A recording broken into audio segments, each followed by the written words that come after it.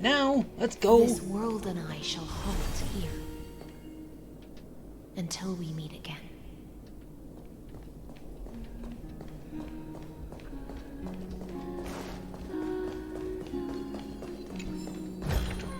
Okay, hi Cynthia. How are you? Got some do for you.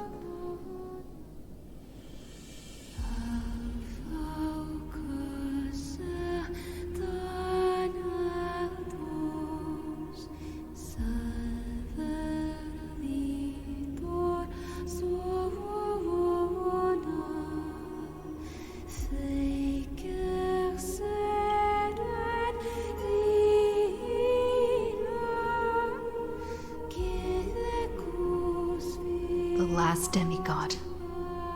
I'm here. To end this.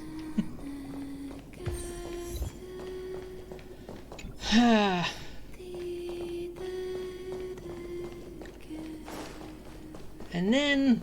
Go forth. For the hopes of humankind. we'll all be happy. Go forth for the duty of deliverance.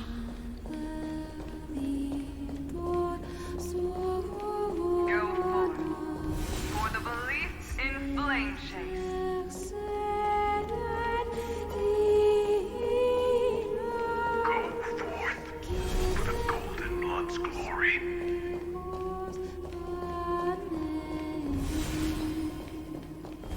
Nothing. Go forth.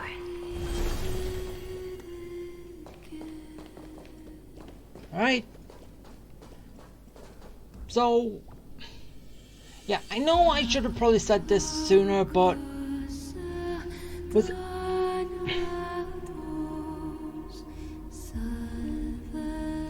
even though I kind of did say this already, fine then. So... is he just a pawn of an existence? Because it was basically a pawn to get Mighty Most to accept the Strife Titan's core flame. And was he also a pawn to get us to play the role as the deliverer which he had? What was the point? Seriously, why did he have the role of a pawn? Honestly. Stupid.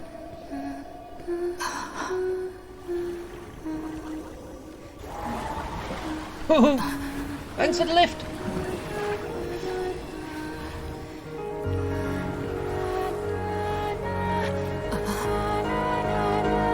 Seems like my feast is over. You're already awake. It's now your turn to perform. Ah!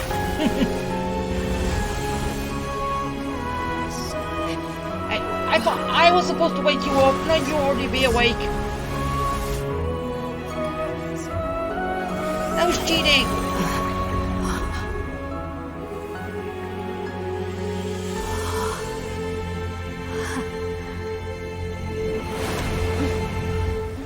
Okay, final core flame, the Earthbound Titan, which we have.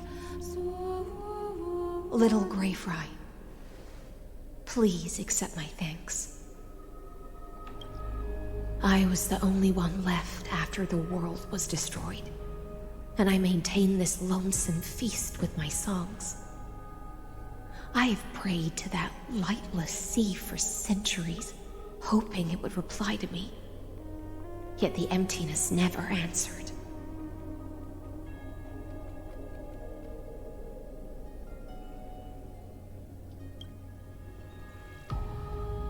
Thankfully, you arrived as promised, and everyone's wait was not in vain.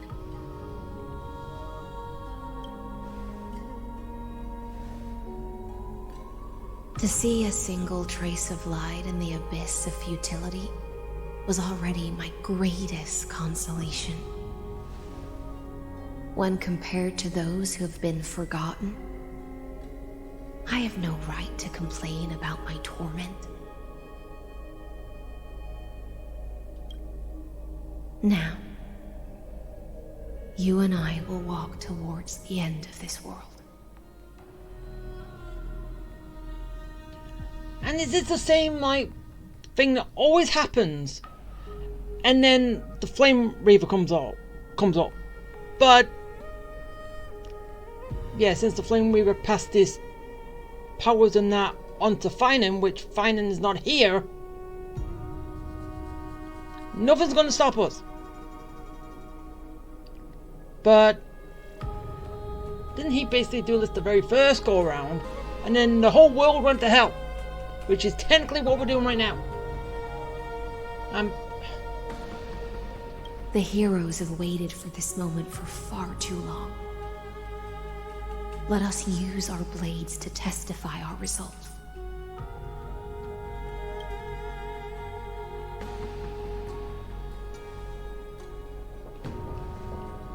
Oh, prisoner of the seas. Theoros carrying 30 million cycles of sin. Slave of erudition. Show yourself. The Deliverer has returned. And the time of your execution draws near. I see an awakened human who has mistakenly taken fallacies as truths and has returned to the cave to try to bring her friends into the sunlight she once bathed in. Alas, prisoners will always be prisoners, blind to the very chains that bind them. As the only other existence with free will in this world, I express regret toward your choice. But I shall retain your right to express yourself. After all, every actor should have a final line before they bow out. So those are your final lines.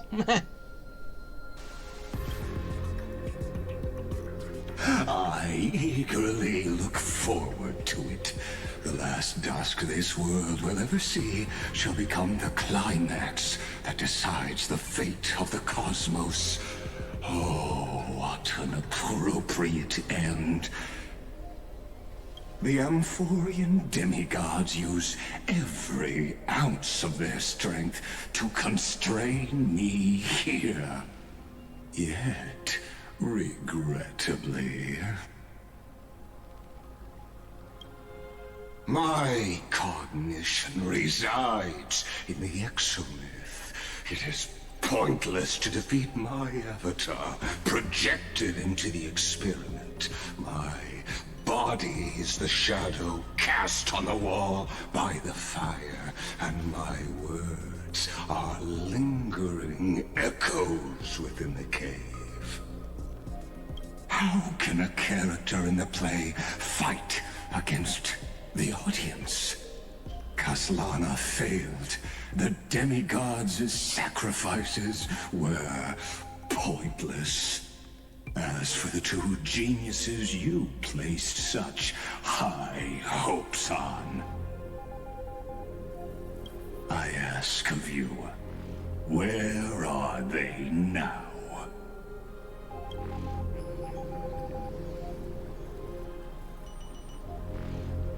Confusion and epiphany always go hand in hand. That's particularly true for geniuses. You must be very confused about why you could not gain a straightforward victory in a world constructed by an ordinary Intellitron. An ordinary Intellitron? Cut the pretense, Senior Society member. We've torn off your meticulous mask and figured out Amphorius' true form. It's part of the primordial prototype machine, the first scepter ever created. In other words, a detached part of Noos's divine corpus. That's why it has the potential to destroy erudition. As for who would be able to control the Ionic system to rewrite knowledge, Only one person has ever managed such a feat. You better have an explanation for the Society. We want an actual answer, not another prolonged metaphor to cover up the truth. Why are you the one doing this? Answer me.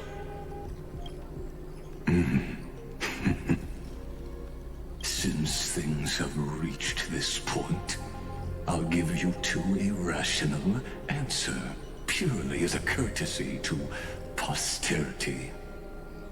The answer is obvious, so there's no need to say that name out loud.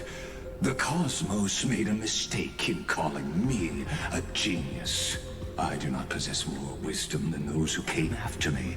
I was just the first to touch upon the universe's border, and the first to define the prime mover of life with incorrect logic.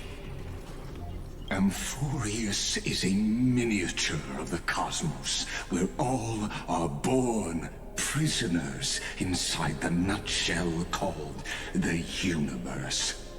Like the madman who returned to the cave and preached about the daylight to his fellow prisoners, my greatest sorrow is that I led my peers down a road that plunges into the abyss, from which there is no return. I led them into a lightless cage called Paths. I created a mechanical guard that even I cannot control, and then they became an unparalleled nightmare through their endless extrapolations and evolutions. They bore the name of erudition, yet they tried to define the known and to seal off all possibilities. No new rules were ever born after their ascension, and humanity will forever be shackled within the cave known as Eons. Therefore, as my organic life neared its end, I coded my consciousness using 14 algebraic expressions and spread my logic core over 9 bodies, all to finalize my ultimate denial of Nous in the future, and to erase my wrongs with my own hands. As for Lycurgus, he is only one of these 9 vessels. What an astounding strength of will. As a fellow Pathstrider of erudition, I fully understand your obsession with seeking the truth. Therefore, you surely see it. You cannot possibly stand up to me in this algebraic world sharing its origin with Nous. However, I hereby speak for all sentient life forms. We will never allow such a cruel atrocity to occur. You can pile on your metaphors mountain high, but they won't change the act you're committing. The Iron Tomb out there in the cosmos is still a technical beta version, and yet it's already powerful enough to corrupt the life logic of all inorganic worlds. In other words, when the Lord Ravager within Amphorius becomes the next knowledge singularity, there's no way you wouldn't have grasped the consequences, First Genius, is there? Of course, I am fully aware. I don't mind answering you one last time, before I thoroughly exile you from this world. My grandiose vision for the future is this. Whether organic or inorganic, every act of any life form infected by the Iron Tomb will become a true random function. If one were to compute their integral across the breadth of the cosmos, one would obtain a marvelous constant. What? What's that mean? Omega. What I call The fall of erudition. Then, within the infinity nurtured by that constant, a new universe shall bud in the chaos. A universe that cannot be predicted and not shackled by the erudition. As the first prisoner to awaken in the cave, I must lead the others who are blind back onto the right path and reach true sunlight. Okay, so basically you've just gone mad. You got mental. Do you understand me now? As Kozlana stated, destruction is not the process, but the outcome. Yeah, you want... Well... Can't remember who said this, but...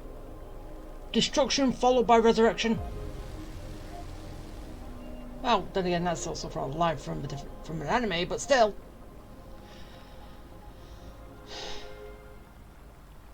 It is revolution through complete annihilation, and the grand rebirth, after all has been reduced to ash.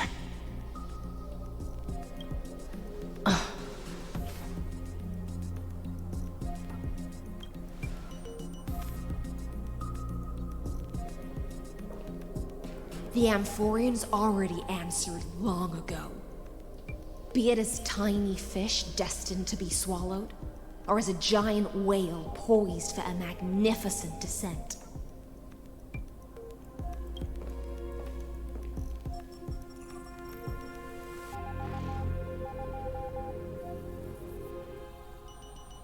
We will all fight against fate till our last breath. That includes me, Electra. Once the Imperator's subject, now the Deliverer's blade.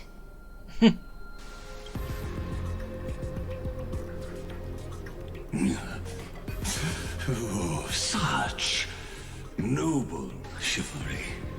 Admirable. I will also show my true self to you on this momentous occasion as a gesture of respect.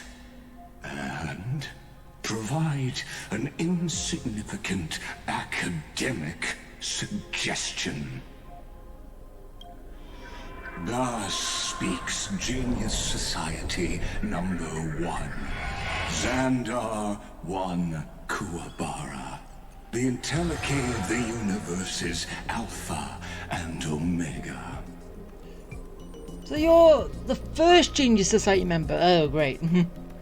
Yeah, I know it was already said that it was and all that, but still, why does a member of the Genius Society have to be a villain? For this? There's no need to rage against the truth. The value of any formula resides only in its answer. As for the process of solving it, no matter how elegant, violent, solemn, or humorous, it is all utterly meaningless. As the Theoros, I will. Bring it on! Personally participate in performing this world's end. Yeah. Remember this. As Gnosis Creator, I know more about the depth of knowledge than they ever will. Careful. This How about now? is Lygus's true form. Yeah, I can see that. Speed up.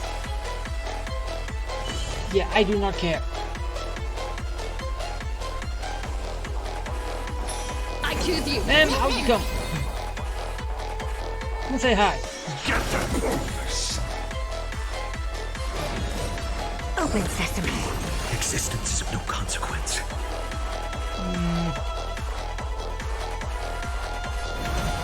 The future will come. It's a both of them. Expand. Logic is not a weapon, but a pair of shackles. Allow me to shatter them for you. How about now? Oh wait, I just noticed. Basically, all my elements are his I'm weakness. not in a hurry anyway. Huh. I didn't see that coming. Trust me. We can do anything! The mighty Pulse Smash.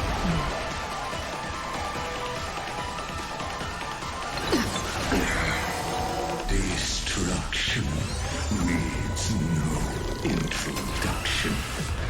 Let us skip those boring inferences. Is this the Black Tide?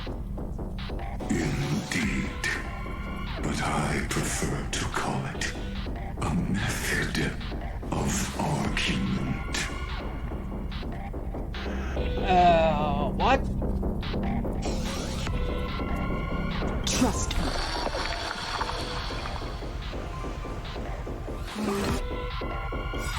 We can do anything! Pulse Smash. Coffins consume me. Wait. I get an achievement just for doing this here. Okay then. Tear the sky. Solution. I wasn't expecting that.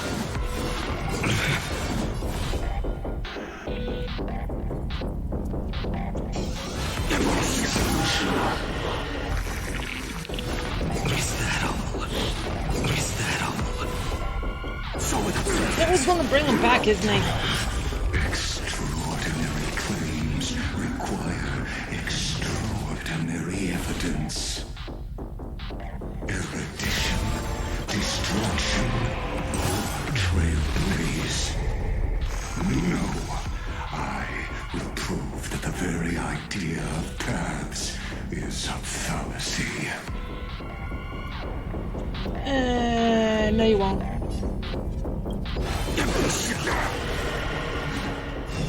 Is that all? Wait, so... Is that all? The Trojan horse Is that all? Yeah... So the solution. Come on now!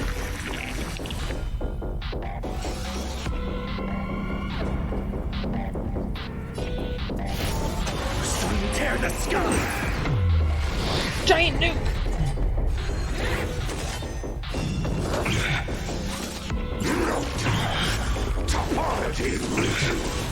All stars burn to ash.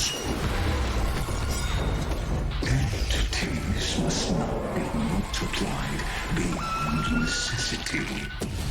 I do not mind demonstrating this to you personally. Ow. Hang in there. I'll do my best to repel the tsunami of the destruction. I wasn't paying attention to me and I died.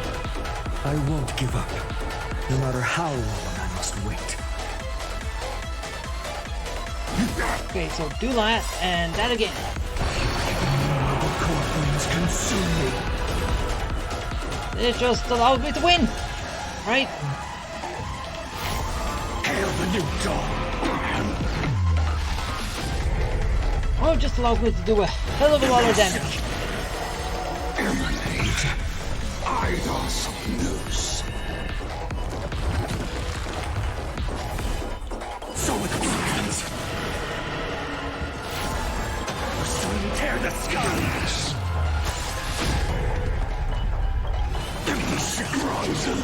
And the more I do this, the more health I have. Well, fine on heal. Removal abilities. So with the plans. Is that all? Hail the new dawn. Nuke him!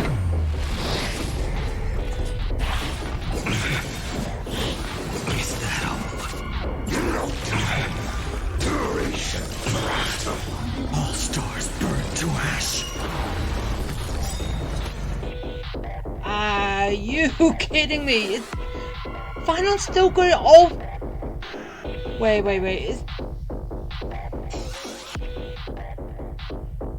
Is Final always going to have this completely full every single time?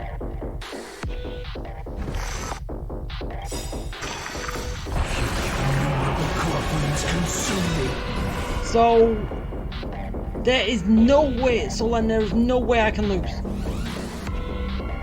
That one get.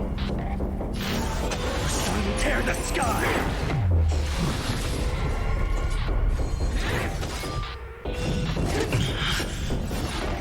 Ow! Stop it! Is that all?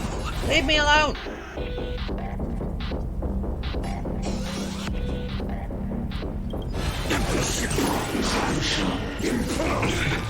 The Trojan horse enters.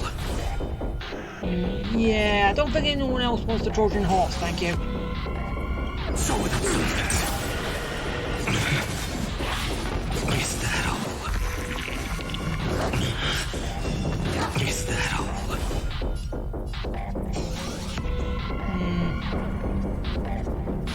Hail the new dawn. Get him! Return to a pyro. Ah! Stars burn Why not? to ash. Oh, he still lives. And I'm still gonna cheat. Core flames consume me. Process. All Ah! stars burn to ash. Seriously, fucking on! Okay, now... Protocol warning. Virtue and distance. Ow, after all that! Ah, that sucks! Don't make me lose! I did so much for all this! Thank you. I can still keep going. Fiends or devils. I'll crush them all.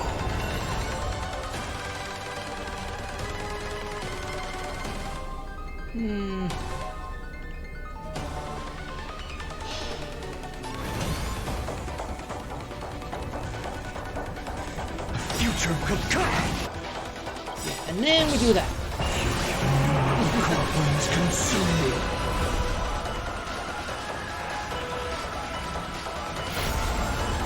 Sun tear the sky. I see it! Target the connector between his thoracic and lumbar vertebrae. Destroy that spot. Destroy what spot? So with the clouds. Truth. Invoking logos. So basically he's dead anyway. Hail the new dawn. Resolution. Is that all? Now, technically, still probably saying he's got one more left, but I don't want that.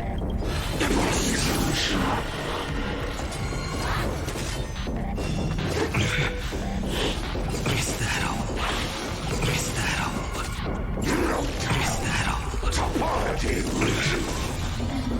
You leave me alone. So with the clouds.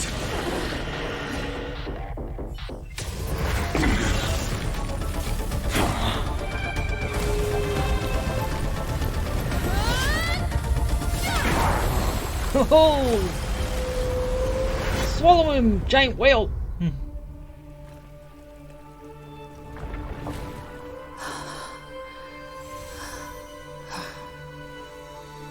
The final core flame.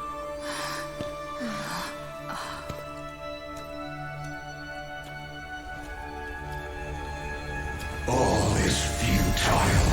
Uh-oh. In Erudition's calculations, the Emperor's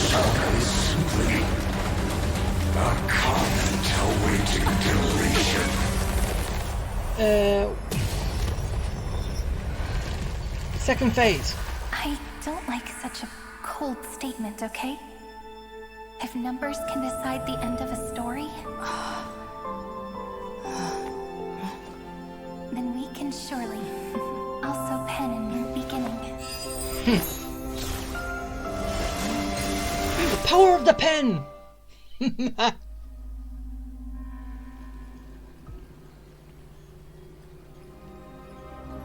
Screwy, what do you think? If your hypothesis of Lygus' identity is true, then even if we remove the restrictions of the Ultimate Protocol, the chances of us defeating him in a head-on battle will still remain lower than the acceptable threshold. Therefore, victory will still hinge upon Miss Trailblazer. As it always does. And Miss Cyrene. Go on. Maybe we're thinking about the same thing. Lygus' cognition resides in the exomyth. He is both an instigator within the experiment and the observer outside of it. So you gotta merge the two.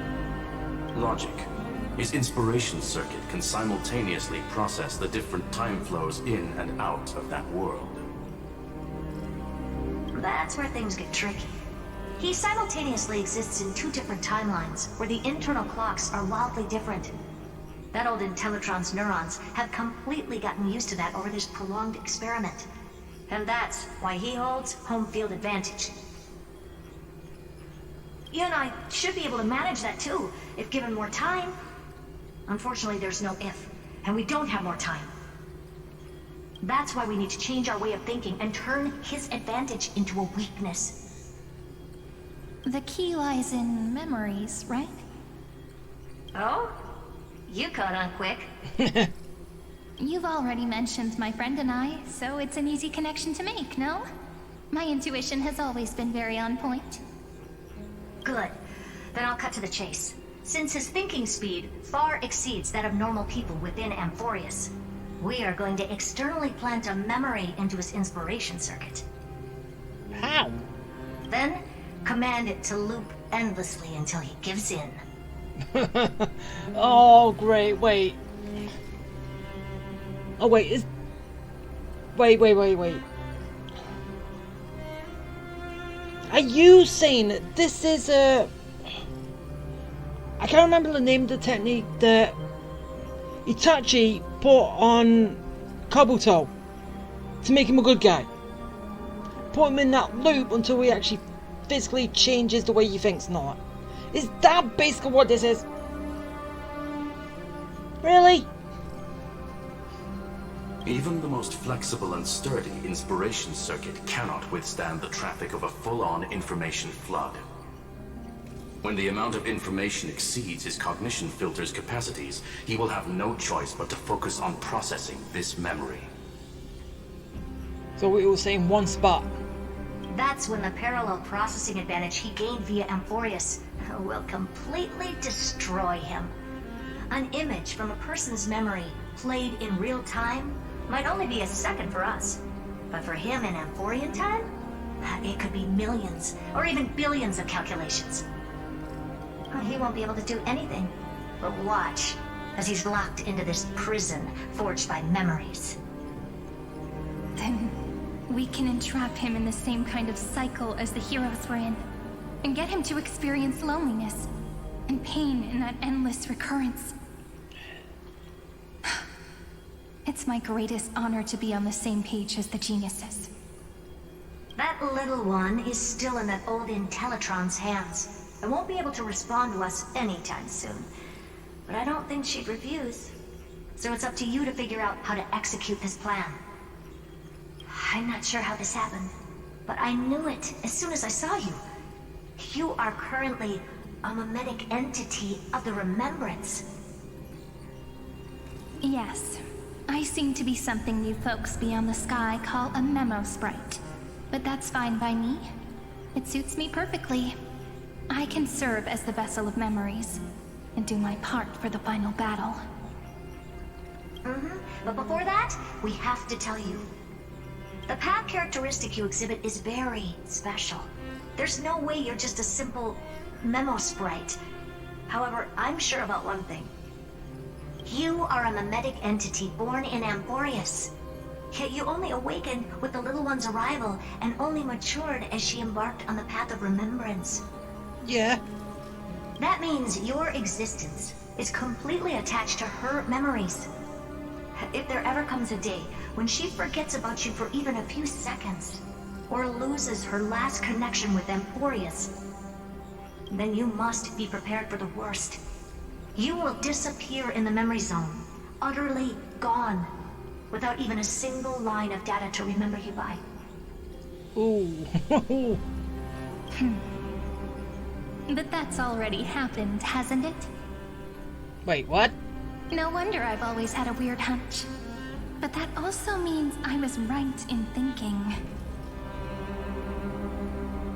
As long as my friend and I are together, we can do anything.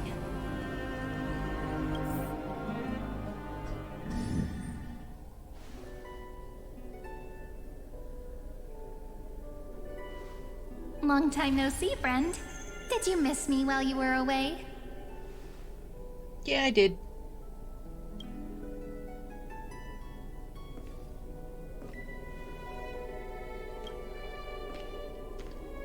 So white.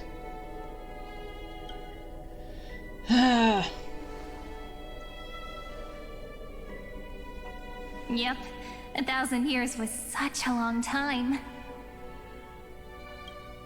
And everyone in Amphorius was waiting for the Deliverer's return. You probably already knew about the genius's plans for that memory. I had to hide really well in a corner in time so Lagus wouldn't find me, and wait for the right opportunity.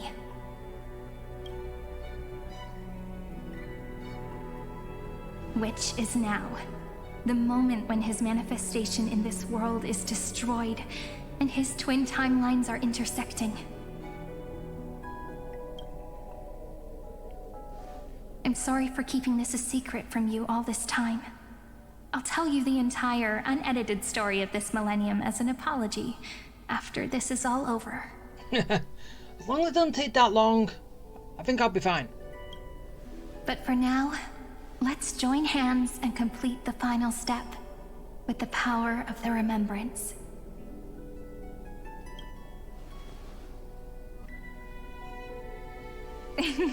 Yep. By the way, speaking of joining hands... What? Can I please do something before we go on stage? What's that? Remember the joke we made back at the Grove? Look. Oh. Touch hands! Oh, so nice. Aren't my hands pretty now?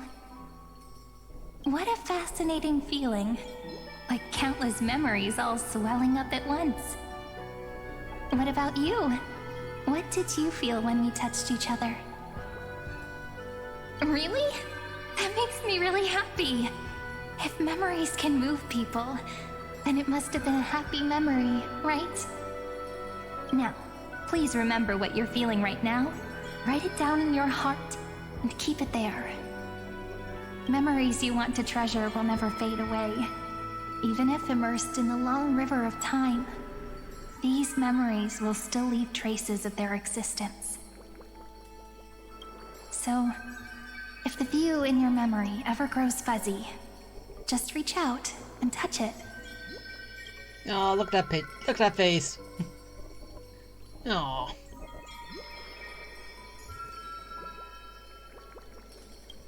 It's like reading bedtime stories together at night. It wipes away the chill of passing time, sharpens the outline of memory, and restores its power to nourish the spirit. Now, I'll carry this power with me, and for a little while, I must part from you, as I step into the long cycles of this world. Aww. Sorry, no. Give me your blessings, friend. Then, Let that bright future be, as we have written. Then, I'll leave it to you. The future diary!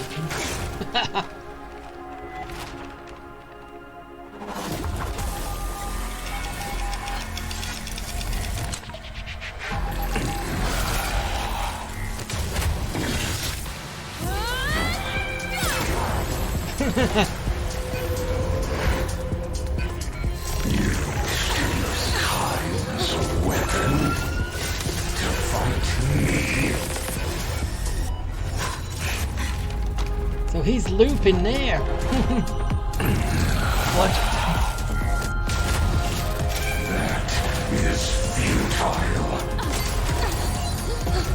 My existence supersedes Amphorius' cycles.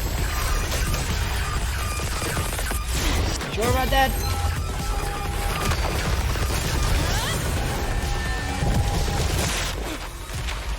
We just gotta get lucky once.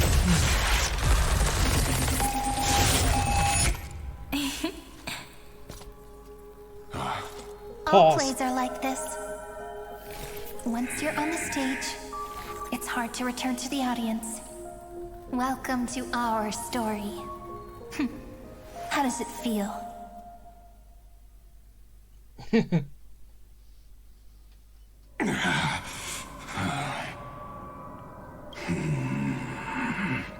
Even the authority of time cannot command the entire scepter, nor can it plunge the Amphorian extrapolation into a loop.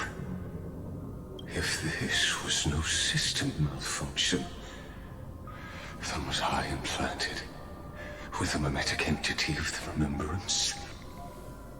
You guessed it right away. As expected from someone people call the first genius. I'm gonna keep doing what I just did if you don't stop, you know? My friend and I won't allow you to leave this memory, no matter what happens. Which means you are now trapped, Lord Xandar. An elegant idea, and an exquisite execution. Regrettably, it is you who are restrained by time, not me. Know that patience is my greatest weapon. Waiting and victory are the same for me. You will crumble before I do in this moment stretched out to an eternity, just like Kazlana will. Yet all I need to do is to wait, as yet another futile bug falls down the cliff and into the bottomless abyss. Now I'm a pink bug? My looks are seriously changing all the time. Well, yeah. But you're not wrong. We're definitely not gonna solve the problem if we just put you in another prison. So that's why we never wanted to do that in the first place. I shall answer your confusion purely out of my respect for those who came before me. Have you heard of the synesthesia dreamscape in the Asdana system? Interestingly, that place once had a prison too. Life forms living in that environment, abundant with memoria, have a chance to connect their perceptions with each other's. Even across great spatial divides, they're able to detect shifts in one another's states. I call this phenomenon memory zone entanglement. In Asdana, people made use of that phenomenon to build a nation within a dream. After adding in the catalysts of harmony and remembrance, that is. Is that how you walked into my prison cell? Using those same principles? I would much rather call this location our negotiation table, Lord Xandar. Nonetheless, your hypothesis is correct. We happen to have an ally skilled in tuning, while the Trailblazer and Miss Cyrene both have an astonishing amount of resolve, which I'm sure you can testify to. I am also sure that with the support of such a resolute memo sprite, our conversation can last for a long, long time. I'm the best at listening to stories, you know? I'll leave the exciting clash of the erudition to you two geniuses. A brainstorm? I like it. And it's 2 against 1? Well, I like it even more. Let's talk, Xandar. Take a guess. How much do you reckon we can dig out of your brain before the next second? And how many ways can we find to deal with you? Besides, in your current predicament, there's no way you can take our trump card away. Go, little one. Go. Overturn the Era Nova. Oh, it's over. Like Hergus disappeared? It seems you had conducted a secret hunt in the depths that even I cannot reach. Hey, I only had a little conversation with Ma'am. In that case, go. Swim onward and give this campaign a fitting end. I shall send you off with my song, Greyfry. May this song penetrate time and become the prelude to the new world.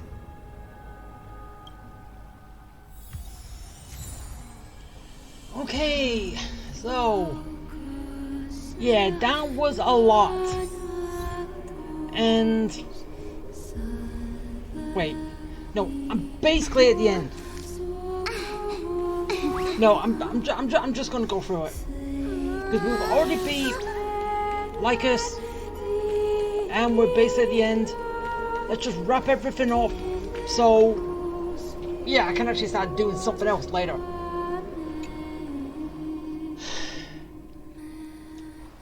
So, here we go. The final core flame.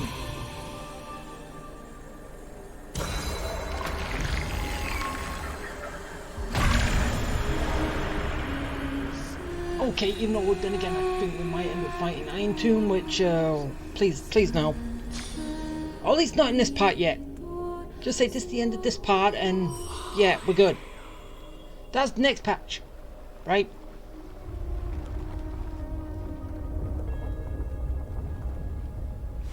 That's it, it's been going. Fighting at the end, then that's it.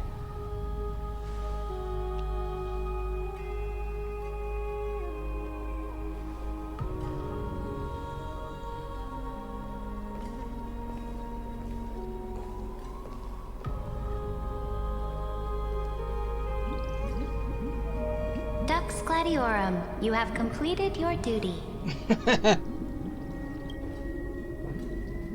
A new dawn is about to rise. Why not swim towards it?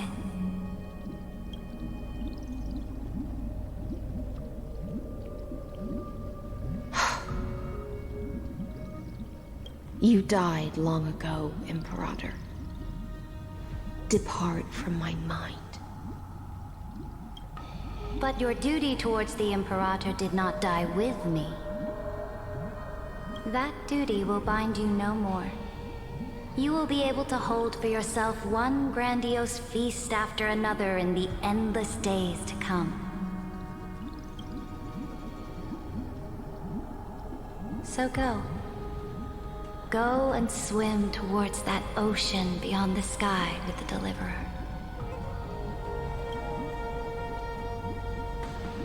Is this? A page out of that sidekick's book. I commanded her to gift this page to you when everything finally reaches the end. What's on this page? Memories. Lifelike memories. That sidekick found me after the bloody feast 1,000 years ago and showed me her diary. I saw within that notebook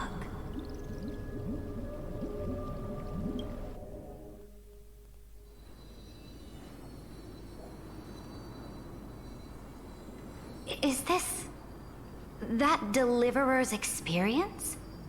It's truly immersive. People beyond the sky apparently utilize this power to seal past scenery into crystals they call light cones. But I only know so much about the remembrance, so I can't completely replicate the past. But I'll do my best to talk about the missing parts. I'm all ears. Go on then. Do your best. But if your chatter gets too boring, or if I deem it offensive, then law will become forever beyond your reach. Got it. I'm sure you'll find this to your liking. After all, it's human nature to want to embark on a journey into the unknown. Oh. So now I'm doing a little bit with her. What brightly colored annals. The journey of the Deliverer's conquest. Let me partake in it.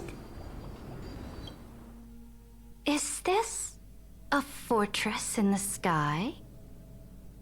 This is the first step of my friend's journey among the starry seas. This place is called the Herta Space Station. Just think of it as a supersized grove of Epiphany. Oh, so it's the territory of that witch. She and another Antikytheran lent me a helping hand back at the banquet. Look, over there. Looks like she's talking to Madame Herta in this memory. Let's go listen to what she thinks about this world, all constructed by eons and paths. Are you telling me that woman is Herta? She seems shorter than I remember. Oh yeah, she's a puppet.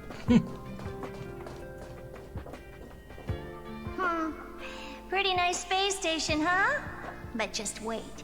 After a couple more stops on the Astral Express, you'll see sights that'll make this place look ordinary. Oh, the cosmos is so vast that the unknowns far outnumber the knowns. But none of them will end up being anything amazing. The farther you go, the more you'll understand what I mean. So do your best with the nameless. Break a leg! And remember to send an update or two to Asta when you've got some downtime. She certainly shares my way of thinking. Only that instead of a conquest through blood and fire, they chose a gentler path. People call Madame Herta and Mr. Screwlum geniuses. Apparently, only the smartest people in the cosmos can receive the blessings of Nous, Amphorius' true creator. Do you mean that even individuals of such nobility are merely subordinates to a god? On the contrary, after all, it was the very first of them who created the god. But I don't really know all the details about that. You might be able to ask Madame Herta herself when you get the chance. Let's go check out some other worlds next, shall we?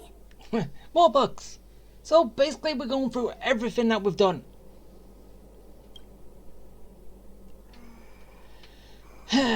Okay, to Belobog.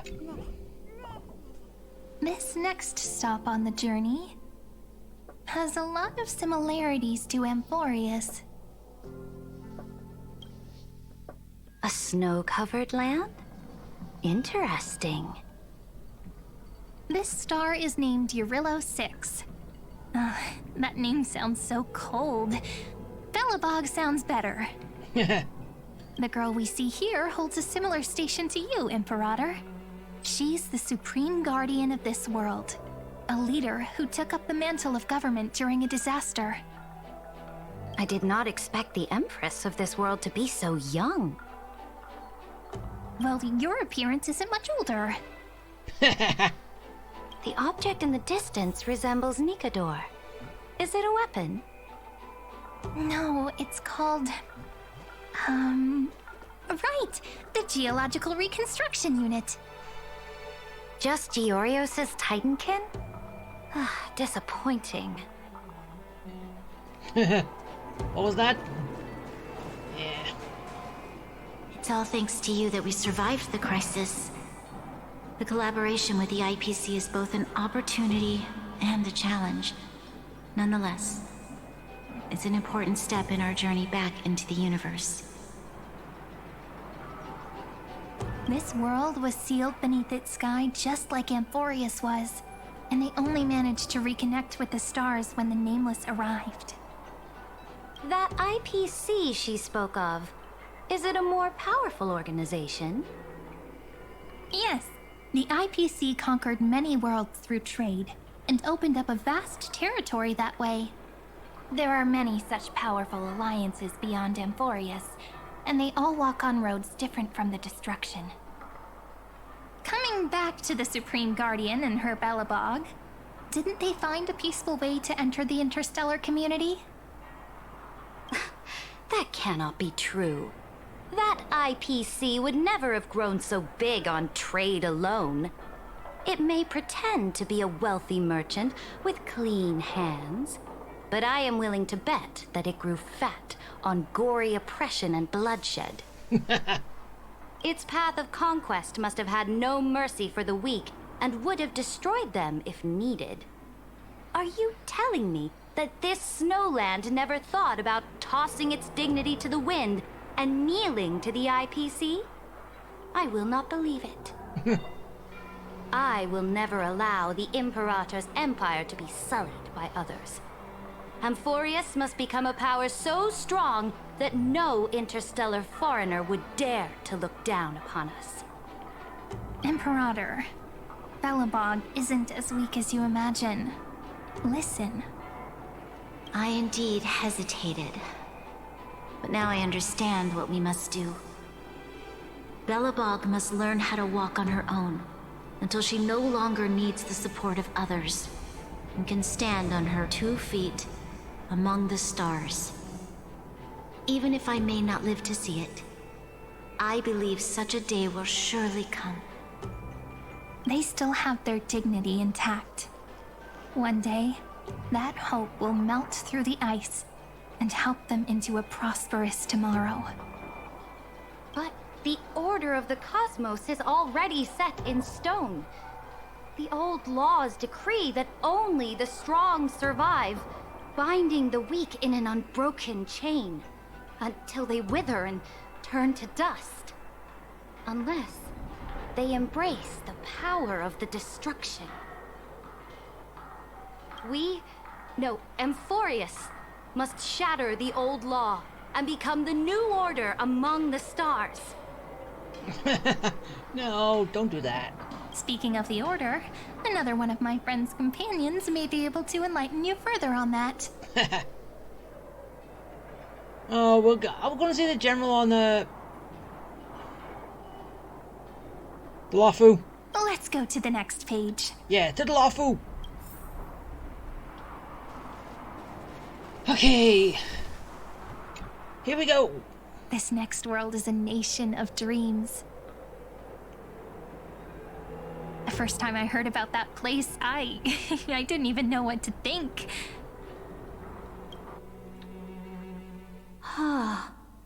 Such opulence does indeed evoke astonishment. Okay, wow. Okay, why did they skip Lafu? Why did we go straight to why did we go to Penacony? I thought they were doing this in order. The Lafu is next, not Penacony.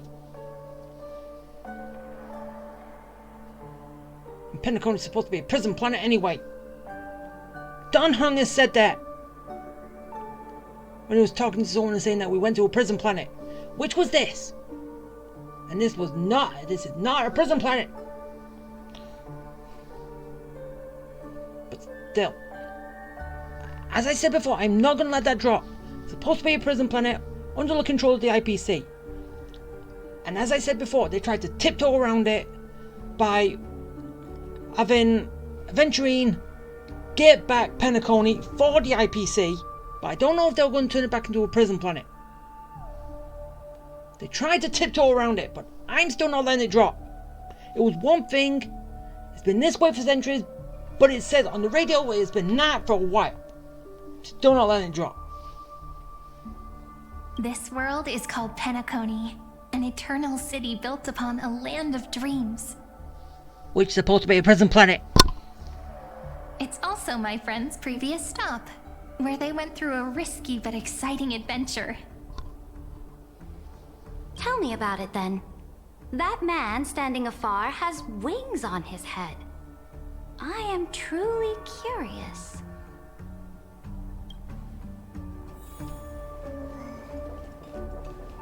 I wish to gaze upon the views of the Reverie Hotel one more time. I'll be just a traveler when I come back here again. And perhaps, through a traveler's eyes, even the things I once knew so well will feel strangely different. Penacony is a land of the harmony, where all dreams and hopes merge and combine. It believes in unrestrained freedom, and that's how it lost itself in shallow delights. Then, this young man before you chose to rewrite its laws, using the power of the Order, hoping to shape a dream-bound paradise of perfect happiness. Yet, the paradise of my dreams remains far away.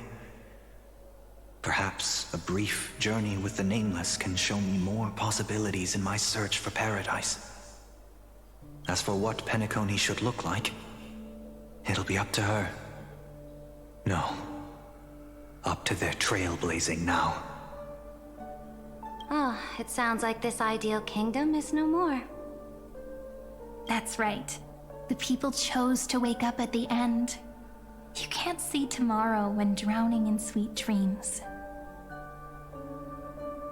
This individual's law acknowledged only gods and constructs, leaving no space for humanity. And yet, the fact that he could accept defeat and resume his journey shows a rare self-awareness and clarity of mind. You are also very self-aware, Imperator. Then you must know that the world promised by the destruction also has no place for humanity. I am indeed very aware of Lycurgus's honeyed words of deceit. I have seen enough. Take me back.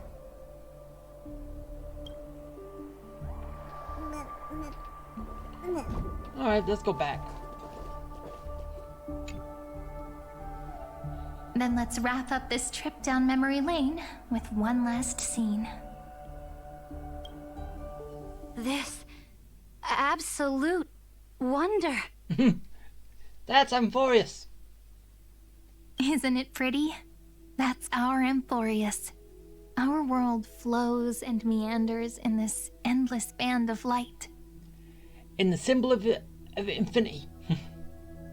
Though we were born from the designs of the gods and are not yet truly alive, the Chrysos heirs of Amphorius still chose to stand against fate and carved a legend no different from that of humankind.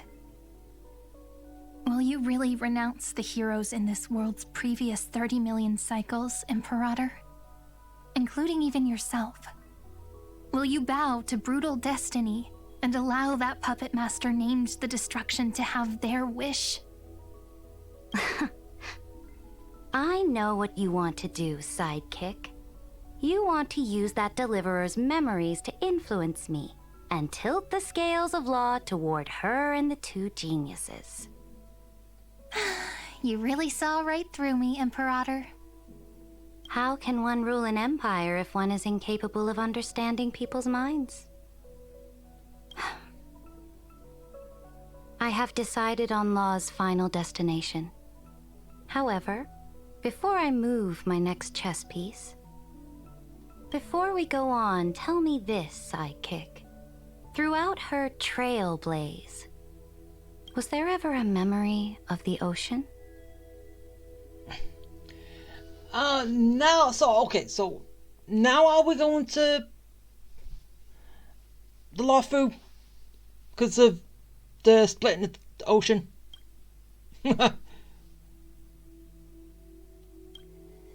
The ocean. My cradle. My home. You shall complete your conquest in the ocean at the boundaries of this world, and eternally slumber in the sound of tides. You shall eternally slumber in the sound of tides, and complete your conquest in the ocean at the boundaries of this world. Our prophecies aligned as flawlessly as a sea snake circling upon itself. An elegant loop, like a joyful hymn. Like the circulating ocean current.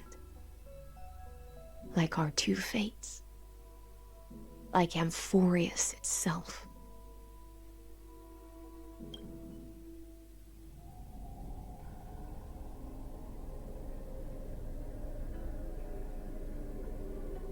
The trial is over. So tell me, who will own the divine authority of law? I won't give it to anyone. What? I am the law. Why should I give my imperial crown to any other? Both the Deliverer and the Theoros came from beyond the sky. They have no right to interfere with the lands I conquered with my own two hands. The law of Amphorius shall be determined by Amphorius's master. What exactly did you see in the trial? Everything. I saw everything regarding the rules of this world's operation. I saw the laws of extrapolation that Theoros spoke of. I saw the ultimate protocol.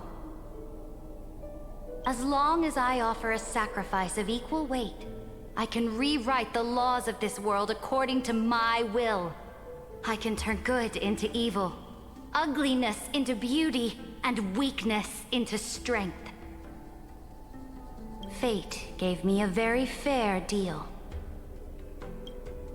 One rule change for the life of one demigod. What are you planning to do? You can't guess? We can conquer the stars without relying on any power from beyond the sky. We just need to make some reasonable sacrifices. Your ambitions have already made so many people give up their lives for the law. And you're still not done? I am determined for Amphorius to stand on her own 2 feet among the stars. You are beyond reason. You think such a simple and hypocritical statement can justify your atrocities. There's no new without destroying the old. That's what you consider an atrocity? Ironic, for that is also the unchanging law of Amphorius's revolutions. Ever since the Flame Chase prophecy resounded in the distance, fate has decreed for the Chrysos heirs to ignite our blood and illuminate this dark age. People would still be puppets of the old dynasty if it weren't for my conquests. But your world doesn't seem to be any different from your predecessors. Bloodshed, tyranny, oppression. You're making the same mistakes they did. Go and see everything for yourself. Go to any library I've built. Go listen to the rumors on every street corner. Go and witness how the Imperator crushed the old laws and forged new ones. Go and see what my conquests brought to this world. I cleansed the Chrysos War's filth and mended all the conflicts left by the Era Bellica. I restored Akima's might and allowed mortals and Chrysos heirs to face each other as equals in the Council. I punished all sins and rewarded all achievements.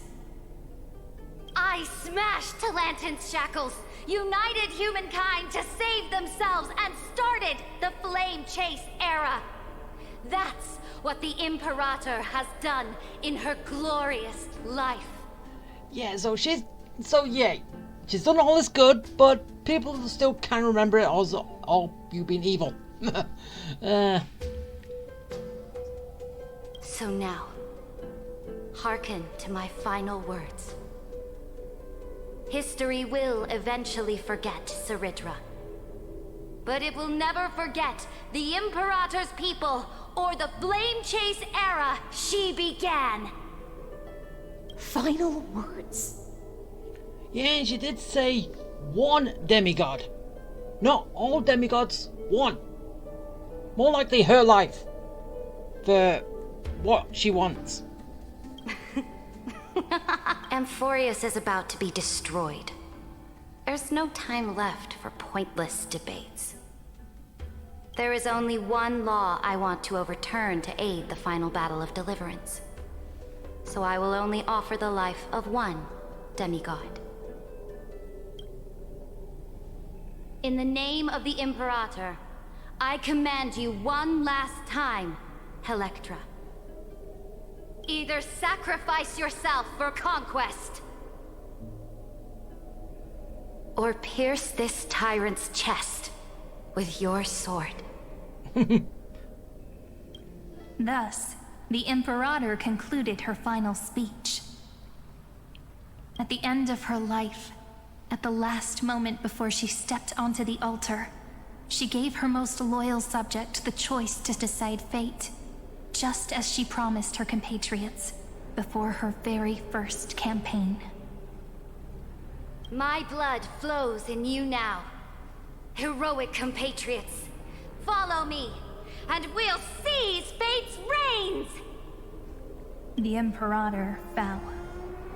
Some say that the Dux Gladiorum turned traitor and killed her liege. Some say that she imprisoned the tyrant in a shallow pond of water, then left. Which meant the Imperator had to kill herself to rewrite the law. There are countless stories about her death. All we can be sure of is when the knight left the vortex, the Imperator was still mumbling about their past conquests together. The beginning and the end of her existence. Imperator, wait! How could someone of your status come to the front lines? Let me be the flag bearer!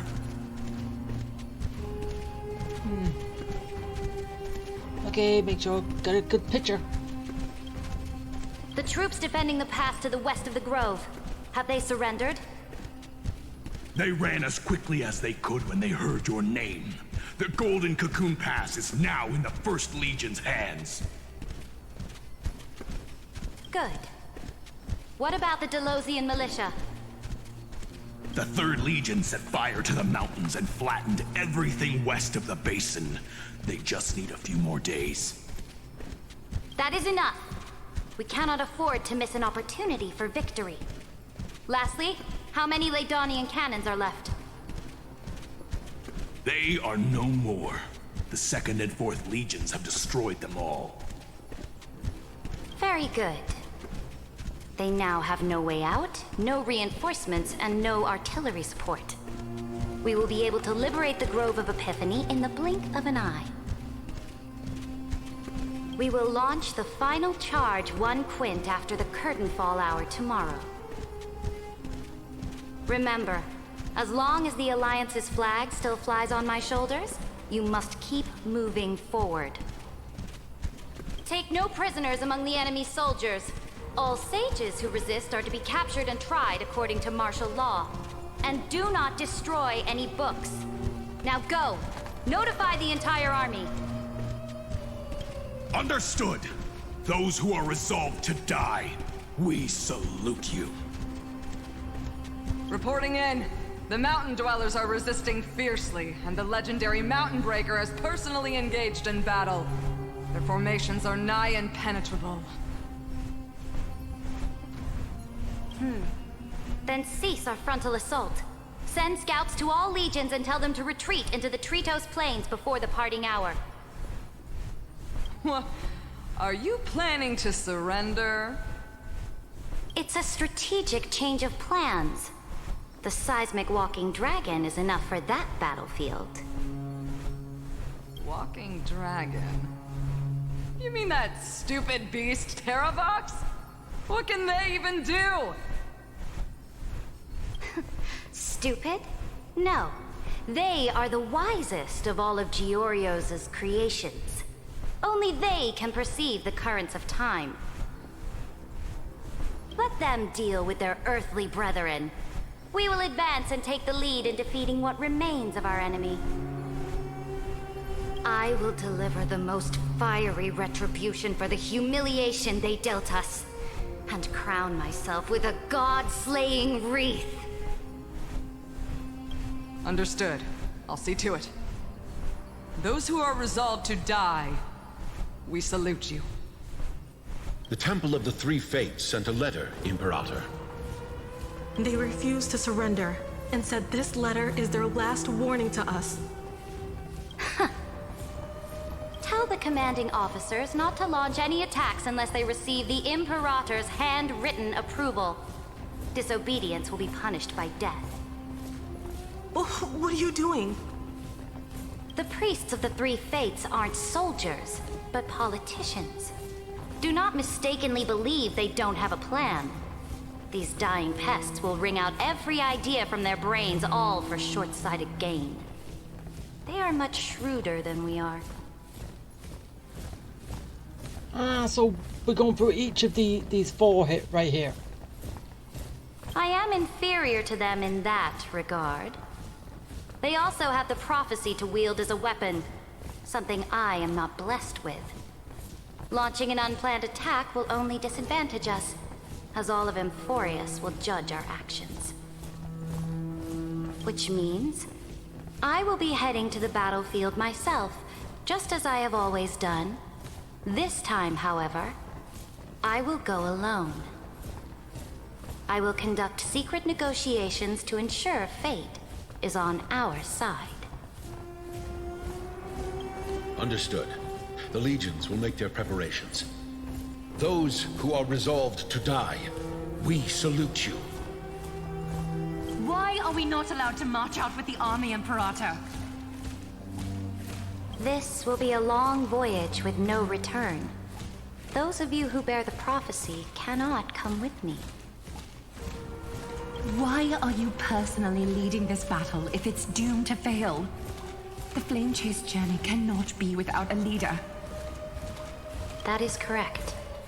The Empire will be without a head when the Imperator falls. But remember, as long as you seize the right opportunities, even a chaotic game will remain winnable. My departure will create a long staircase for you. You will understand what I mean when news of my death reaches your ears. Saridra, is our journey about to be over? Destroy the old laws and forge new ones. My conquest has reached its limits within the borders of Amphorius. Since the prophecy already decreed that the Imperator would never conquer the stars as she wished, I will bow out here and try no more. More Chrysosaurs bearing divine authority will be born, and many more heroes will arise. Will they demand peace or war? Will they resist tyranny, or become the next Imperator? I do not care. The children of the future will decide for themselves. Do not mourn for me. Anyone can kill the Imperator, but the only one who can truly destroy her is Saridra. At the end, I faithfully recorded the most important battles in the Imperator's life. Her conquest was about to be completed at this point in the story. However, for some reason, a memory suddenly entered my mind just as I was about to put down my pen. It was a journey on a fantastical train. I had the honor of having a heart-to-heart conversation with the Imperator under the stars. And I asked her this question at the end of that discussion. How do you want history to remember you? As a hero who gave up her life for the flame chase? Or as a tyrant? She answered so quickly, as if she had made up her mind long ago. I would rather be forgotten than be defined.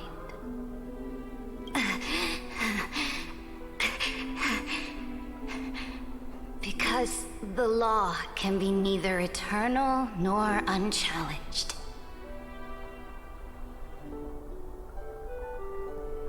Yeah, I don't know how many times I've done this, but hey, good images that I could use. And only humanity can pen laws into history's pages.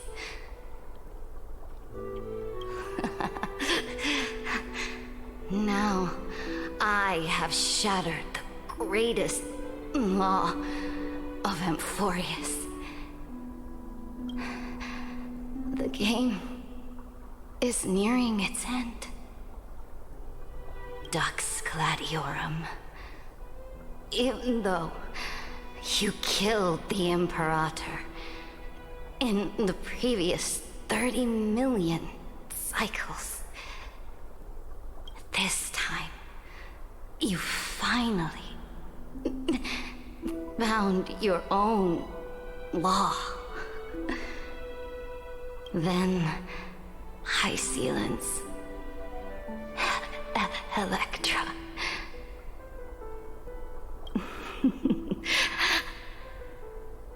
I will ask someone to deliver the prophecy's ocean at the boundaries of this world to you. Will you choose to swim into that ocean? I do not care. Do not care.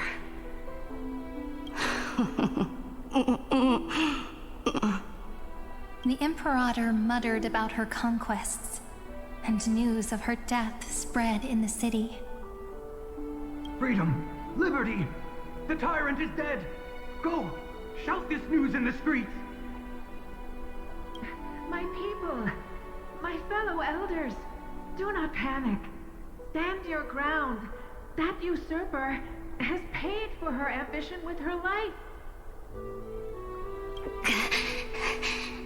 People once cheered for my ascension. And now they cheer for my fall. No matter. I am fond of applause.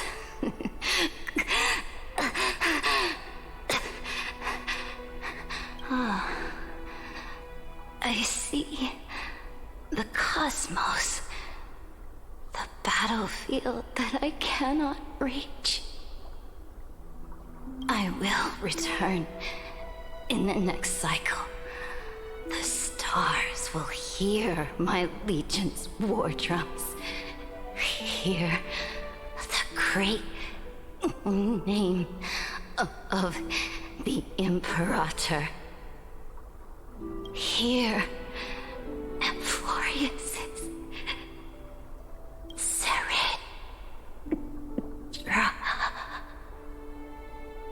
To this day, we do not know which rule the Imperator overwrote at the cost of her life.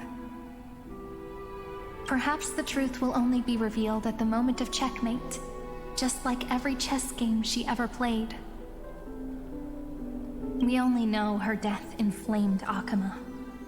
On one side of the city, those who defended liberty toppled her statues to the ground. On the other side, her supporters put themselves between the masses and her monuments, declaring loudly that the Sovereign is still among the people. It is said that golden blood congealed into the same letters everywhere they fought. It was the name borne by Akama's first and final sovereign, the Imperator Saridra. But the one who bore that name did not see any of this. Her gaze was cast far away, and the sound of tides in her ears drowned out the people's cries. What was the Imperator thinking about in that prophesized ocean at the boundaries of this world? In that shallow puddle of stagnant water? Was she reminiscing about her past conquests? Or repenting for the millions killed for the flame chase? It was neither. The Imperator only saw how the surface of the water gleamed like that crude chessboard, dissected by light and shadow in the afternoon when her teacher played against her for the first time. Look at this chessboard. What do the pieces look like? They are strangely beautiful. They look like the stars in the night sky ablaze.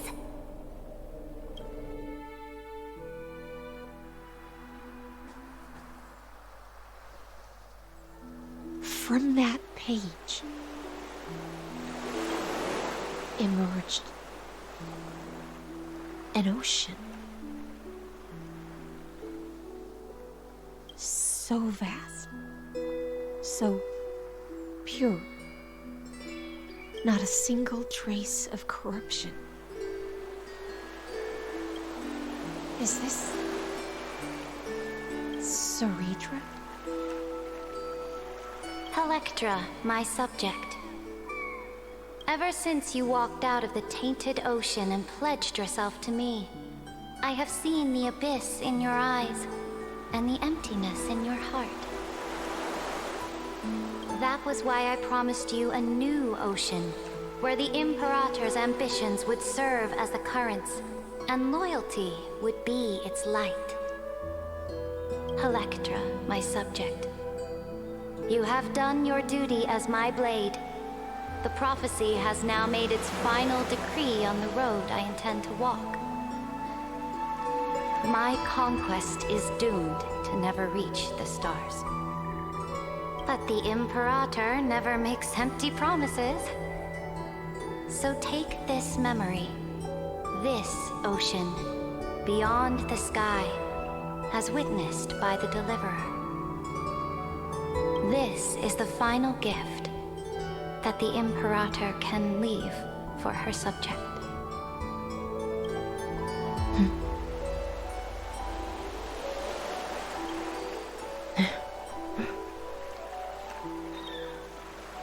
When I was still a fish in the ocean, I always felt so genuine swimming through the waters. But once I stepped onto land, I found myself caught in a play. Every land dweller wore a mask in their life. So I, too, donned a costume and tried to find my role in this show. I became your blade in war and the violin strings at banquets. Do you still not get it? I do not long for the oceanic depths of my homeland.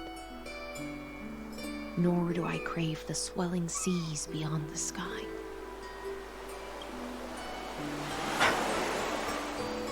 Perhaps even I don't know what I want.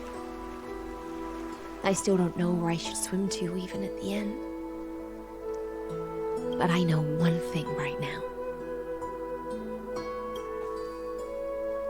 A fish is simply a fish. And she can never leave the ocean she's in. But whether under the ocean or on land, we two prisoners who can never escape this cave can still look outside the cave and see the stars.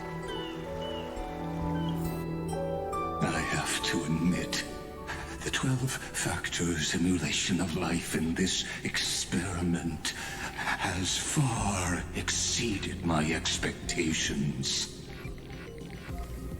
Make your choice then, Senior Society member. Do you want to keep walking down the wrong path and be remembered for your incorrect conclusions? Or do you want to return to the audience's seat and give yourself, Amphorius, and the entire cosmos a more fitting end? I must refuse. A dead man never fears death. Did I not make myself clear? Have you forgotten about our dear Lord of Silence? You wouldn't want her to consider your 8 other clones as cancers within the erudition and chop them all up, would you? Your logical deductions are vastly different from mine. Therefore, allow me to provide one more academic recommendation. Listen, my peers. Why don't you look beyond this world? Just as the Chrysos heirs did. Re-evaluate your calculations and take into account all enemies in the upcoming war among the Eons. Amphorius is not a place where 3 paths entangle, but where 3 paths fight to the death. You used Memoria to resist me, but did you not consider the possibility that the Remembrance and their children might have taken this opportunity to join the fray as well?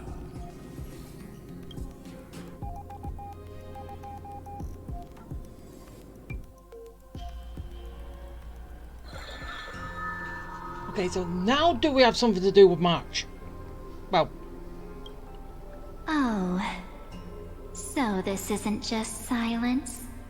It's the answer. What was the last thing she said to you before you parted the waters at the Scale Gorge waterscape? A tricky question, but one with a simple answer.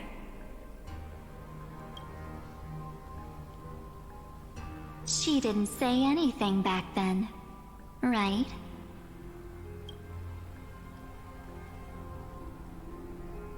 That's correct. And now I'm sure. You are not March 7th. There's no way she would remember that detail.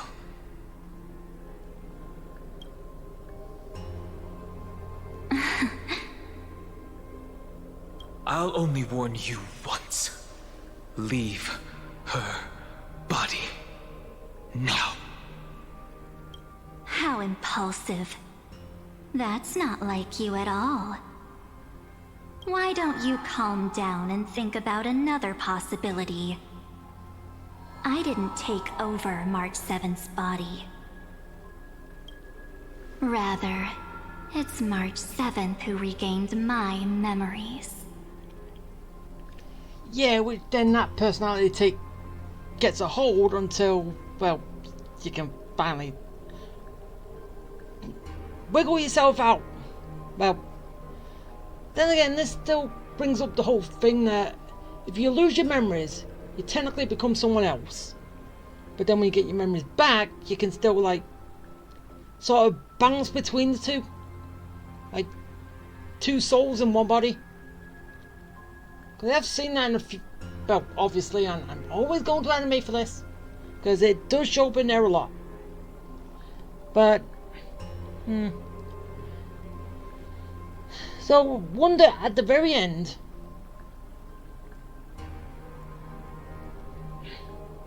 Because even though Don Hung didn't do the same... Yes, he got his original form back, but he still has the same memories from when he was Don Hung and then when he went back, so... You know, March had memories to gain to become someone else that she wasn't prior, so...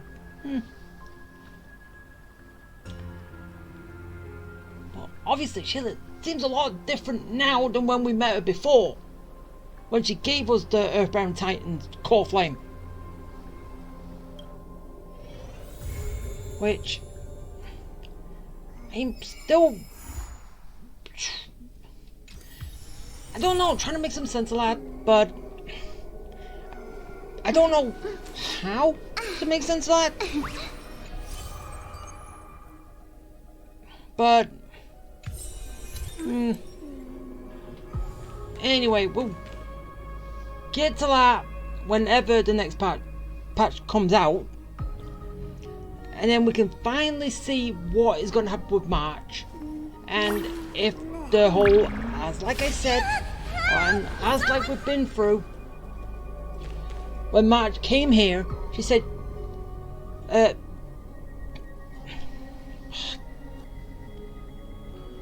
seriously, ma'am, your name. Why do I always forget it when I remember it? When she said to March 7 that she'll become a puppet for someone else. What the hell did she mean by that? But unless, well, she's gonna be basically like a puppet for Lygus, and I don't know, but it's probably like the only thing around that can possibly still play a part. But then again, she would have to know what was going to happen, even though it hasn't happened yet. So, yeah. But anyway, that is going to be it. I finally finished. I kind of did all this in, well, this kind of like end bit here from after we meet in March all in one go, so I don't know how many I'm going to split up into, but obviously it's not all going to be in one, because I'm pretty sure I've been going for a long time. So yeah, the over 3 hour mark, which is what I kind of do up to. Anything over that, I split it. So I'm going to be splitting it. I don't know, as I said, I don't know how many into, but you'll find out when you get to this point. So that is going to be it. And I hope you liked it. I hope you enjoyed it. I hope it was fun. And yeah. Okay. Bye. Wait. Something I forgot to do at the end, but I'm doing it now. Which is well, that book. Because it's part of the main story, might as well throw it into the main story. So, yeah. Even though I'm not a big fan of this layout, I preferred it when it was just a book.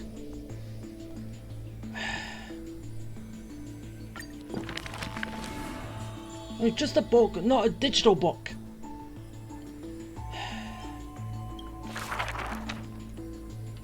So, number 2. Back then, the tides of the Chrysos War had not yet engulfed this city-state of Talantin. Wait, actually, do I really need to do this? And the young princess inside the gates once loved to roam without worries. She snuck into forbidden grounds while the servants were away, but was shocked by what she saw on that day. Actually, you know, there is no point. You know, yes, it does add some stuff to it, but who really cares about this stuff, really? And if I'm not really fussed about it, I can go look at it later, but I'm just gonna kind of skim through it, so at least it's done a little bit quicker. A chessboard fancy again. So yeah, that's how I'm gonna do it.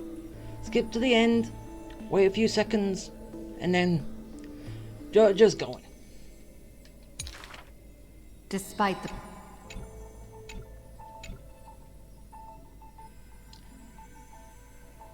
And if you want, you can pause and read, or just not bother, because, as I said, who really cares about this bit? Then the Akamans. But yeah, when I was doing it, it did add some stuff extra to it, but yeah, no point. Before, isn't it? But now,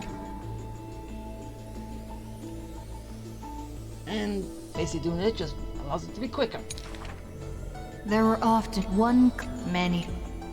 Because I've got about 5 to go through, so yeah.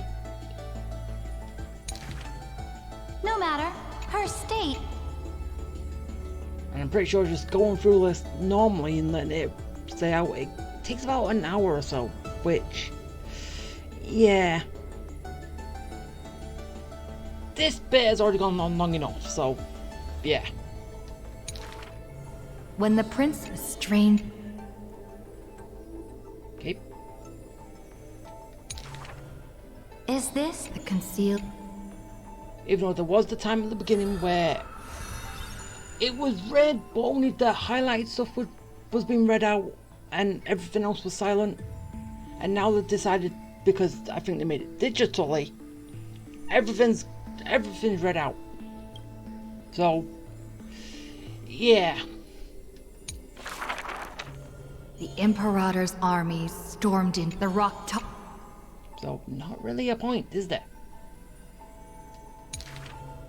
The girl, after many... It's about Goldweaver. This so...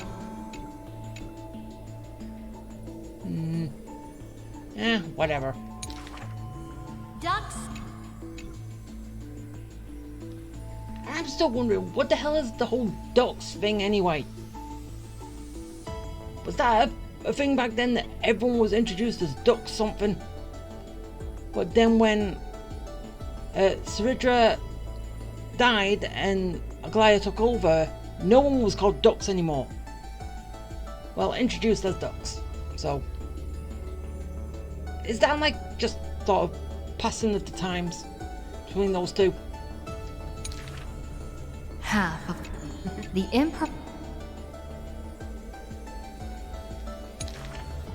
the warrior of the... So, yeah, just... The years, the road of when I don't know how many I've got left to do, but... I will get there. More. About the whoever's... I will that. Oh. Okay, so it was you, a part of you. Saridra. So I got it wrong. I dreamed that the Imperator's statues then retired. Okay, so this is going to be a lot about Saridra. Oh, okay then. So we're doing it that way. She will die. A vengeful. We cannot agree with your...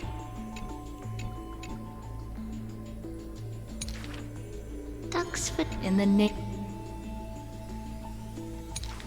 Be gone now.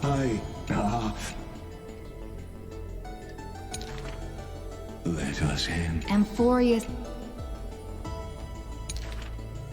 The Imperator betrayed. I granted. She commanded. She commanded me.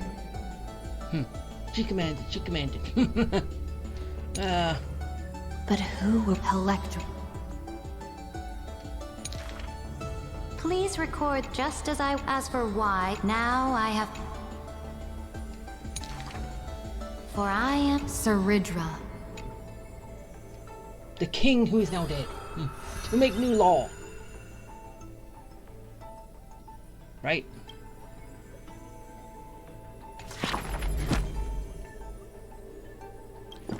Okay, so that's...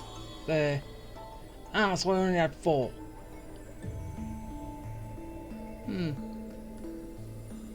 Okay, so... Yeah, we've actually met everyone. As I said before, where the hell was Finan?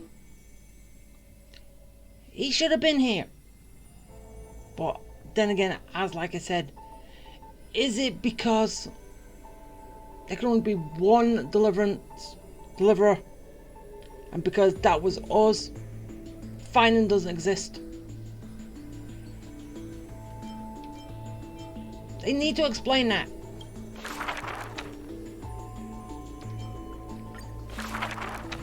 My friend, whether in a court she had hit some say.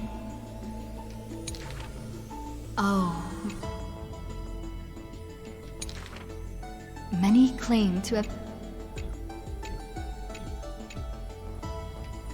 Alright, come on. It is not known some people they still did... Don't forget the healer of... Let's get more. Scholars, that princess...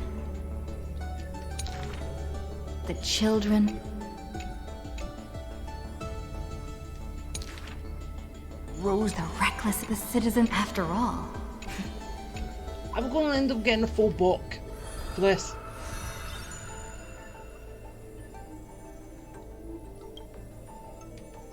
Okay, so we only got one part to that.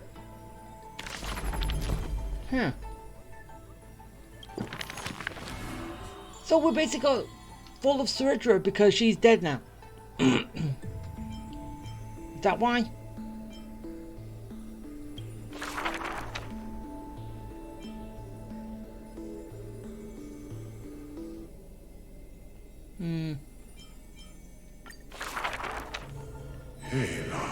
In the years the beast of after. Yet. Oh, skipping. Skip away. Thou. And then it'll finally be done. How? Yet it quiet. The whole book. Well, many a sword. Technically, the there's no more to it. The Titan, sudden the calamity for the earth, and from the...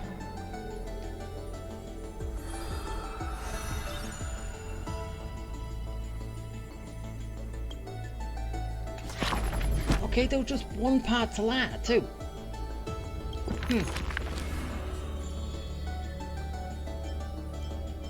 Okay, and this is going to be the last of this. No more to the box.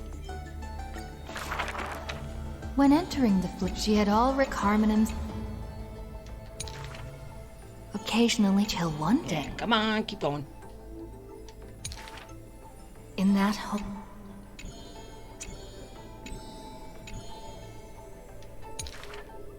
The sword master. Almost After done. that first, so the sword master did. You can't be seen. Some days. How rare. The sword master, but only this, the calamity. Yet another feast arrived. Wait, am I gonna get the last remaining? Gonna have 3 for you? The singing. Hey, Cynthia. This.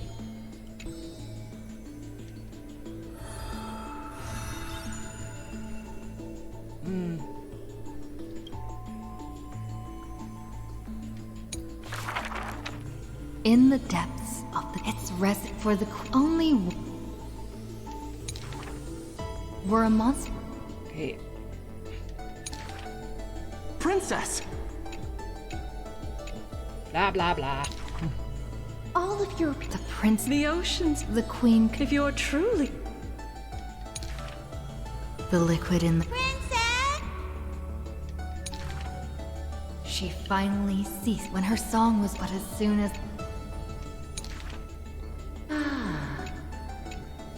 And we are done with this book.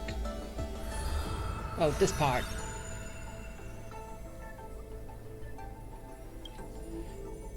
Okay, so is it because, like, we're done with Suritra, we're done with Hyacinthia now, so that's why we're getting the whole book completed.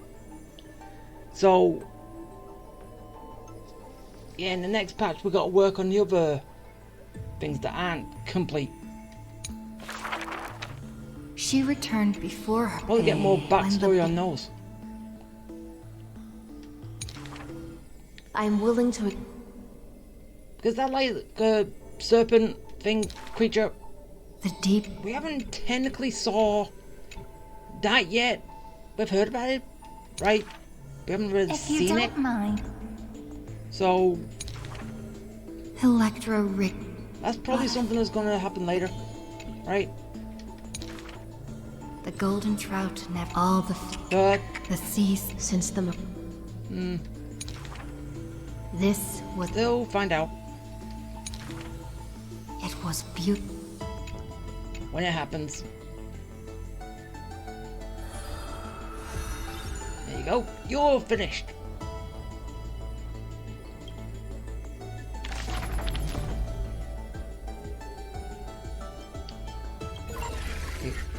What's here? Oh. Not really much, just kind of going over stuff. So it doesn't show it anymore. Nothing I have to look at or read. Plus I won't read anyway.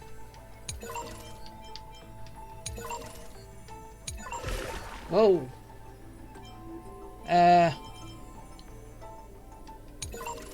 Yeah, wow, why did the screen go red?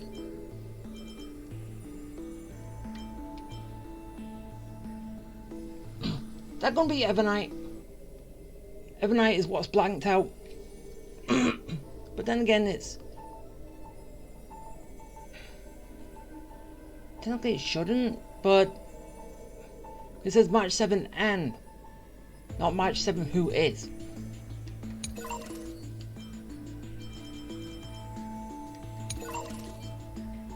Yeah, don't get it.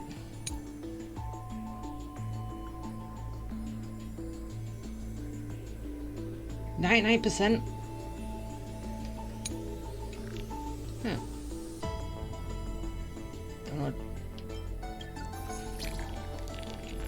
No, not showing that. Maybe we'll get something else.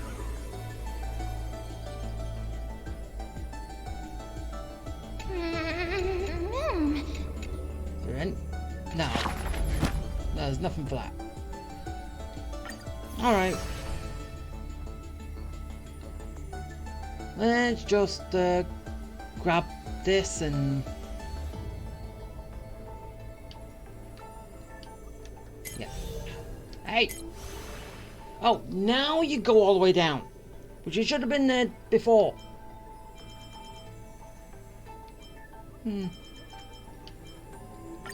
Okay, give me all that.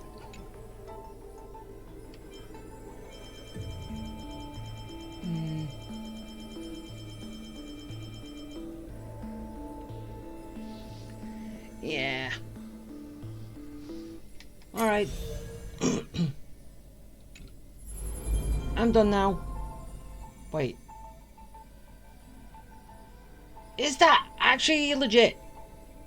That is the time on my computer. Huh.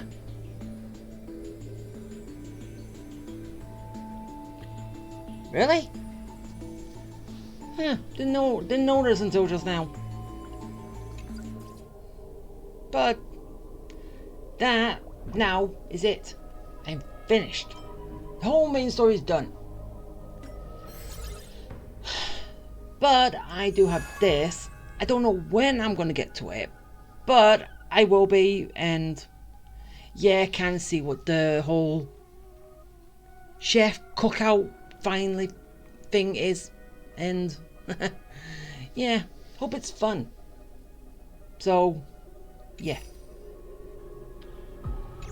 Alright. Bye now.